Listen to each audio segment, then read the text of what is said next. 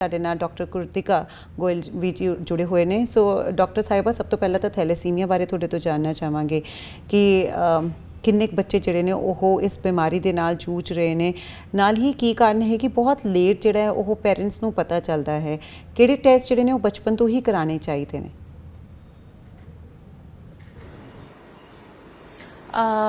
Nitika, thalassaemia ये बीमारी जो है ये आनुवांशिक बीमारी होती है। ये माँ बाप से दोनों से बच्चों को जा सकती है। थैलेसीमिया बेसिकली क्या है कि जो हमारी लाल खून होता है, जो हमारा रेड ब्लड सेल होता है, जो हम चढ़ाते हैं खून, वो खून में दो अंश होते हैं, एक अल्फा जीन और एक बीटा जीन होती है।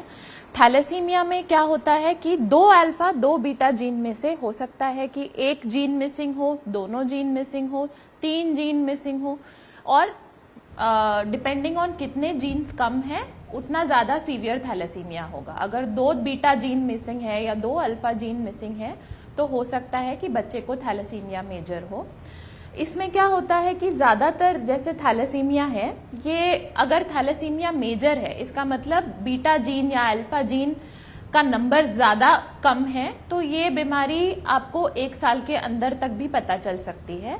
मेरे पास अभी एक छोटा बच्चा है जो 4 महीने का है, जिसका खून नहीं बन रहा था और माँ बाप को शक हुआ तो हमने टेस्टिंग करी और बच्चे को बीटा थैलेसीमिया मेजर आया हुआ है।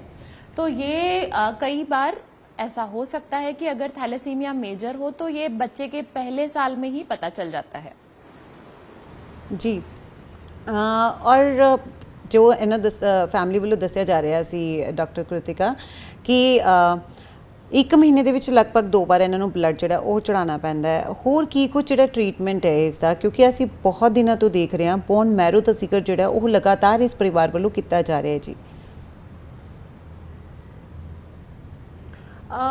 थैलेसीमिया का ज्यादातर बेसिक ट्रीटमेंट तो यही है कि बच्चे को बार बार खून चढ़ाना पड़ता है।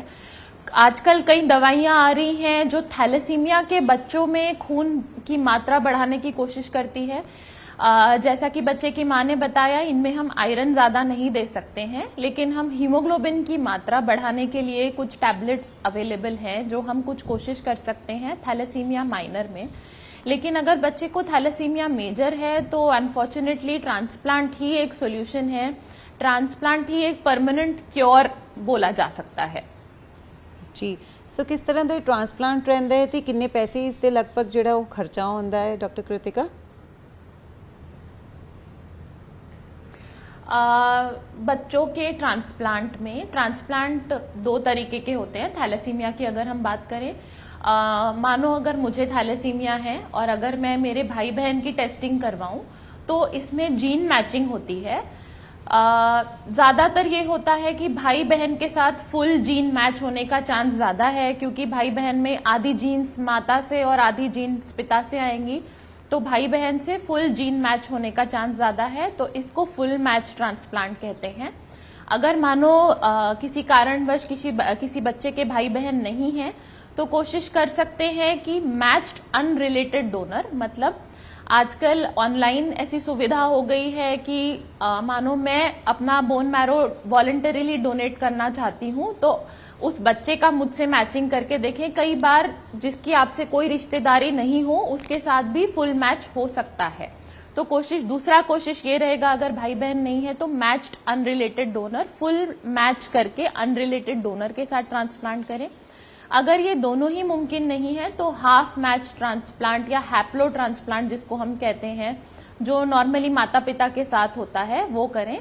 इन तीनों के खर्चे अलग अलग हैं। फुल मैच ट्रांसप्लांट जो है इसकी कॉम्प्लिकेशंस कम होती हैं क्योंकि ज्यादा जीन्स मैच होते हैं, तो ये मानो 10 से 15 लाख के अंदर हो जाते हैं। अगर हाफ मैच्ड करें तो इसमें कॉम्प्लिकेशन ज्यादा होती है, बच्चे का ध्यान ज्यादा रखना पड़ता है, ट्रांसप्लांट के बाद फेल होने के चांसेस ज्यादा होते हैं, फेल ना हो इसीलिए ट्रीटमेंट ज्यादा इंटेंसिव होता है।